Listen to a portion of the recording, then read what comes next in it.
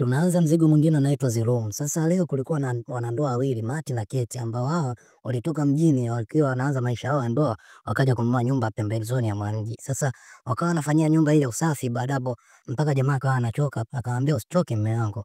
Hapa ndio tunafanya kazi na usafi ili mradi tupumzike. Kwa hiyo wakaendelea kufanya usafi. Sasa demo akamkuta ndege mmoja akiwa amekufa. Akamchukua yule ndege akaenda nje kumzika. Sasa naika pale akashtushwa na sauti kali ambayo ilisikia. Toka kuangalia ni sauti gani inayomshtua, kumbe mmea alikuwa anatupa vitu. Anaangalia yule ndege, anashangaa kuna majivu. Haelewi yule ndege kaenda.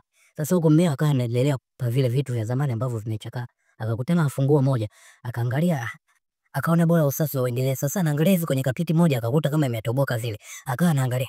Hapo mbona papo hivi akagundua kuna sehemu kama kuna ufunguo hivi. Akakumbuka kuna ufunguo mmoja aliokota, akaenda akauchukua ule ufunguo. Baada hapo akawa anajaribu sasa kufungua ile sehemu. Akawa anafungua sasa pale, akawa anafungua mdogo mdogo, mwisho wa siku akafanikiwa. Akamuita mkewe mradi wote waangalie kwa pamoja. Sasa akamtanguliza mkewe, maana ghafla anashangaa taa zinacheza na kuzima.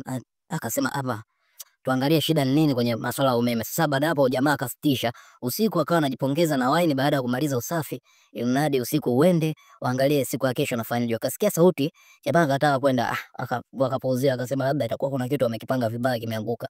Asubuhi kafika akasema hebu tuendelee na shughuli zingine za usafi, maana usafi jana tulikuwa hatujamaliza. Akawa anaagiza baadhi ya vitu kuja. Sasa jamaa akawa ameingia kwenye kile chumba baada ya mkewe kuanza kuongea na simu kule. Jamaa akawa anaendelea kuchunguza chumba, maana ghafla mkewe akamwita akamwambia bwana fundi umeme kashafika huko. Akaenda na ule fundi umeme kuangalia mfumo wa umeme wa hii nyumba, akagundua kwa huu mfumo wa umeme ni wa kizamani kweli kweli na unachanganya kinoma na maana mengi. Kwa hiyo fundi akashindwa kutengeneza, akamwambia hapa. Naam, tunaendelea. Sasa alivyomuita fundi alivyofika pale, akawa anaangalia angalia zile waya. Fundi akasema huu mfumo ni wa kizamani sana na unachanganya kinoma. Mimi siwezi kutatua, labda hapa umuite fundi mwingine au uangalie namna gani unavyoweza kutatua. Kwa hiyo akamwambia kwa hiyo huwezi kunisaidia kabisa. Siwezi kukusaidia, lakini fundi alivyokuwa anataka kuondoka, akamuuliza hivi una historia yoyote kuhusu hii nyumba? Haujui kama kuna jambo lolote baya lililotokea huko? Sasa jamaa baada ya kuambia vile na ule fundi akaenda katafuta wale wamiliki wa kwanza ile nyumba. Akaja kugundua kuwa walikuwa ni wanandoa ambao mwisho wa siku waliweza kuuliwa na mtoto wao, ambao huyu mtoto wao alikuwa ni mtoto wao kumzaa kabisa, ambaye baadaye alikuja akachanganyikiwa ama kupagaa. Sasa jamaa akawa ameangalia taarifa habari mpaka akawa amebaki kushangaa, akawa anachola pale, akaingia kwenye kile chumba, akawa anakunywa wine pale. Sasa chupa iliisha, akasema natamani ningepata wine nyingine, maana taa ikazima ikawaka, anashangaa kuna wine nyingine mbele yake. Jamaa akabaki. Sasa mkewe anaamka anashangaa taa lazima na kuwaka, anashangaa hiki kitu gani hiki? Sasa anakuja hivi, anamkuta mmewe yupo kwenye kile chumba na vitu vingine mbalimbali. Akawa anajiuliza mmewe kapata wapi vitu vyote hivi vya samani na vya gharama. Akamwambia hiki chumba mke wangu kina uwezo wa chochote unachokiomba kinatokea. Mkewe akawa amini, akasema nataka milioni 10. Mara ghafla akapata pale hela zikapatikana. Kwanza mkewe akabaki kushangaa, hiyo uongo. Milioni 40. Jamaa akabaki kuangalia akatafuta, akakuta Mati. Akamwambia Keti, kwa mke wangu hapa tumetajirika, sasa hapa tunaweza tukafanya kitu chochote tunachokitaka. Kweli wakaomba vitu mbalimbali, wakaomba pombe, wakaomba vitu vingi, hela kama zote, wakawa wanaenjoy tu katika ile nyumba kuomba vitu vya. Tunaendelea tulipoishia, mara baada ya kugundua kile chumba ni cha maajabu, wakawa wanafanya namna yote wanavyotaka.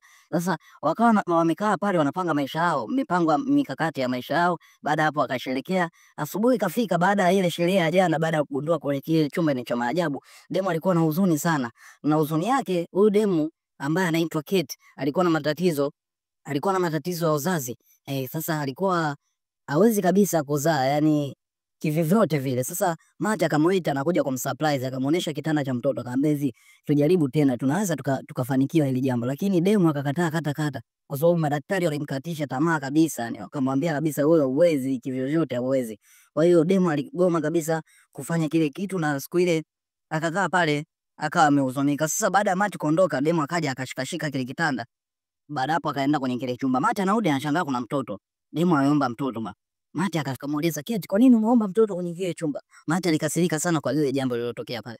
Sasa Mati akamwambia hivi, hukutakiwa kuomba mtoto, tulitakiwa tuombe uwezo wa kupata huyo mtoto, mrudishe kwenye kile chumba haraka. Sasa demu mwenyewe na yeye alikuwa hataki. Mtoto anavyozidi kulia, ndo demu na yeye na jamaa na yeye anashikwa na huruma. Basi baada hapo wakaamua tu kumchukua huyo mtoto. Mtoto akaendelea kulia mpaka usiku. Jamaa kaenda akaomba chupa maziwa, baada hapo akaja akataka kumpa yule mtoto, lakini cha ajabu mtoto alikuwa ananyonya kwa mama. Maziwa alikuwa anatoka kwa mama. Basi jamaa akaja akachora ile picha ya yule jamaa ambaye aliambiwa huyu ndio aliua wazazi ambao walikuwa wanamiliki nyumba kabla. Baada hapo akachukua hela, akasema hebu niende huko huko kwenye hospitali hiyo ya vichaa, ilimradi nikamwangalia huyo jamaa. Akaenda akaomba kuonana na huyo jamaa. Sasa mpaka unaambiwa mpaka yule mhudumu wa pale akabaki kushangaa, unataka kuonana kweli na huyo jamaa?